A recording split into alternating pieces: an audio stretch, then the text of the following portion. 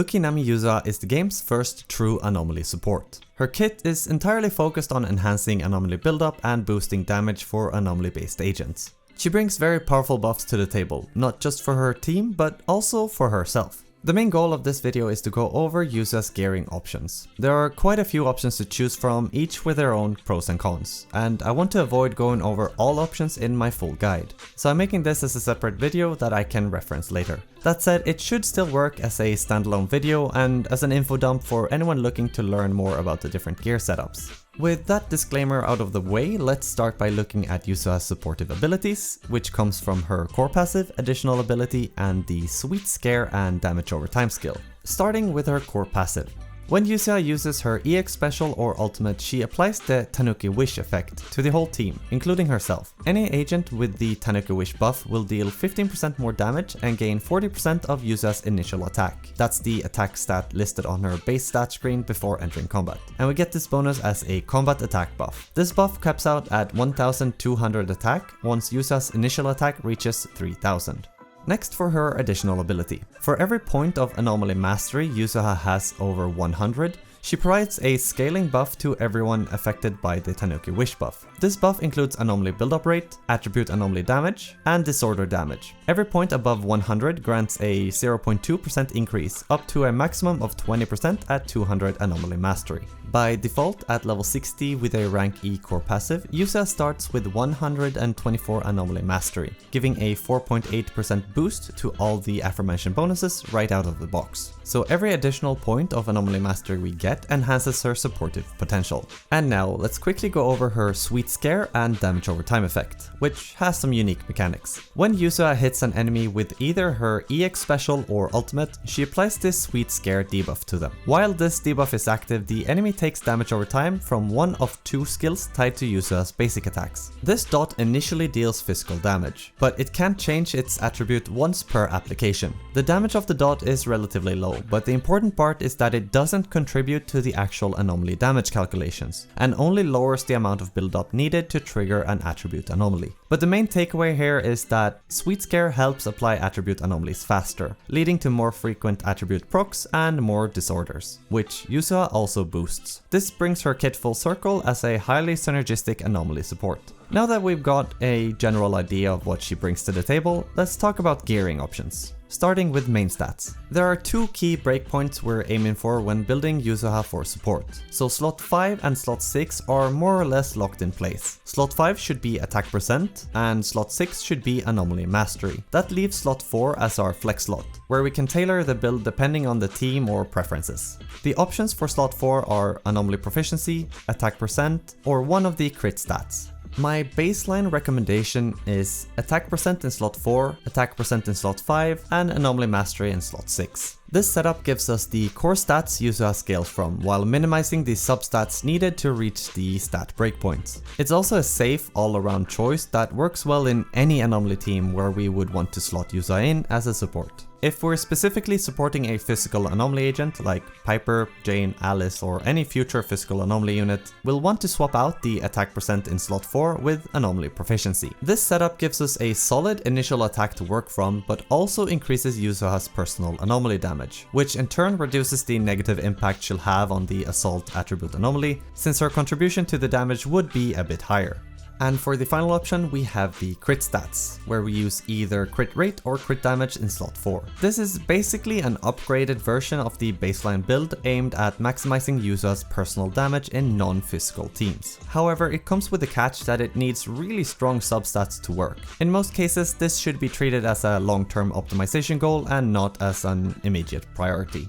Now for drive disk set choices, let's start with the easiest part. Yuzuha's 2-piece set is always going to be Phaethon's Melody. We want to get her anomaly mastery as high as possible, and Phaethon's Melody is one of only two ways to do that, the other being the anomaly mastery main stat in slot 6. As for 4-piece sets, we've got a few different directions we can go down, depending on our team setup and playstyle. Starting with Astral Voice. This is Yuzuha's best in slot, but only if we can maintain at least 2 stacks of the set buff. Yuzuha only has 3 ways to trigger quick assists: her EX special, her chain attack, and her ultimate. So the 15-second buff timer on the Astral Voice buff can be hard to keep up with depending on her energy regen. We can work around this a bit though by, for example, intentionally getting hit in combat, which triggers a non-support quick assist, or bringing in another agent who can help trigger quick assists. If we manage to consistently keep at least 2 stacks of the buff, Astral Voice is the strongest choice. Plus the 10% attack from the 2-piece bonus helps push Yuzuha closer to the 3000 attack cap on her core passive.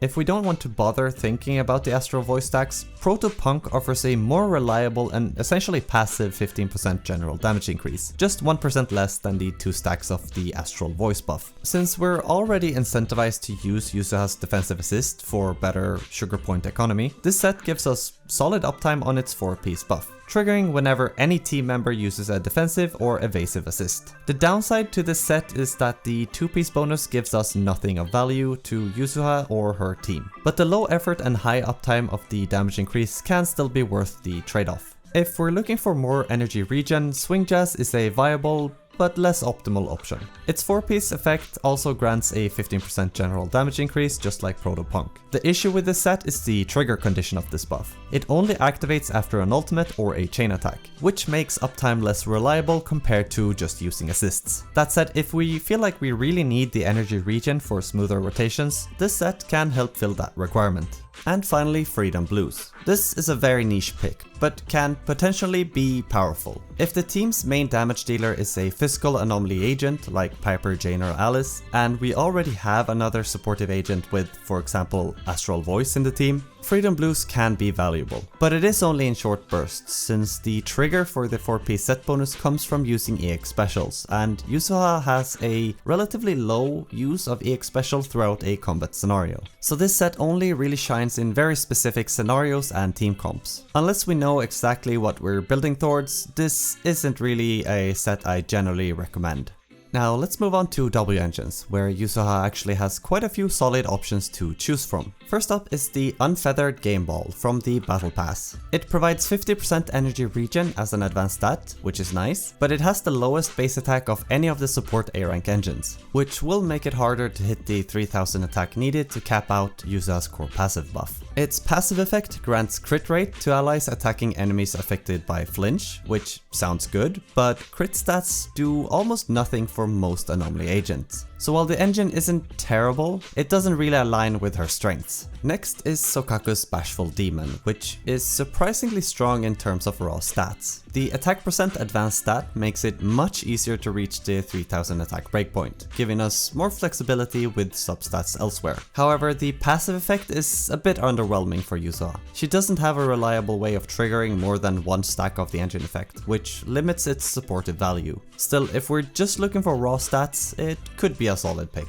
Now for Lucy's Kaboom the Cannon. I would say that this engine is the best A rank option for Yuzuha overall. It sits in the higher base attack range, it has 50% energy regen as an advanced stat, and its engine effect grants up to 16% squad-wide combat attack, actually increasing the amount of attack Yuzuha provides even more. To fully benefit from the engine passive, we need to get all 4 stacks of its effect. This requires some extra thought, as while Kama counts as a separate unit, its attack frequency isn't enough to maintain its part of the buff on its own, given the 8-second buff duration. But there is a workaround. If we use Yuzuha's block skill, holding down her basic attack, she and Kama simultaneously attacks, granting 2 stacks right away. So with some rotation planning, we can keep this buff active pretty consistently. And for the last non-signature choice, we have Rina's Weeping Cradle. Weeping Cradle provides Yuzuha with 50% energy regen while she's off-field, a high base attack, and grants the full 20.2% damage increase from its passive with very little effort, thanks to the dot effect from Sweet Scare constantly refreshing its duration. The engine also comes with bonus pen ratio, which is just icing on the cake. If we have this engine and don't plan on pulling for Yuzuha's signature, don't even consider using anything else. This is the go-to choice. And finally, her signature engine, Metanukimorphosis, is the best, but who's surprised? It gives everything we want and allows for the additional ability to actually reach its anomaly mastery cap. It also makes it easier to reach the core passive attack cap thanks to its higher base attack. It's the best all-around choice for every scenario, but it's not a requirement to have. Now let's talk about substat priorities. As a support, Yuzuha's main job is to provide buffs through her core passive and additional ability. And since we can't roll Anomaly Mastery as a substat, our top priority will be attack percent, followed by flat attack, specifically to help her reach the 3000 attack breakpoint for her core passive. Once we've hit that breakpoint, our third priority depends on how we want to use Yuzuha. Just like other support units, we can go into one of two directions: crit stats or anomaly proficiency. Both are focused on improving Yuzuha's personal damage output, but they do it in different ways. The argument for building crit is that we're already stacking a lot of attack on Yuzuha, and she's given herself even more attack through her Tanuki Wish buff. Since all of Yuzuha's attacks can crit, that extra attack synergizes really well with crit rate and crit damage. The downside to crit stats is that we'll want a balanced distribution between crit rate and crit damage, which is harder to pull off as we're already looking for a lot of different stats here.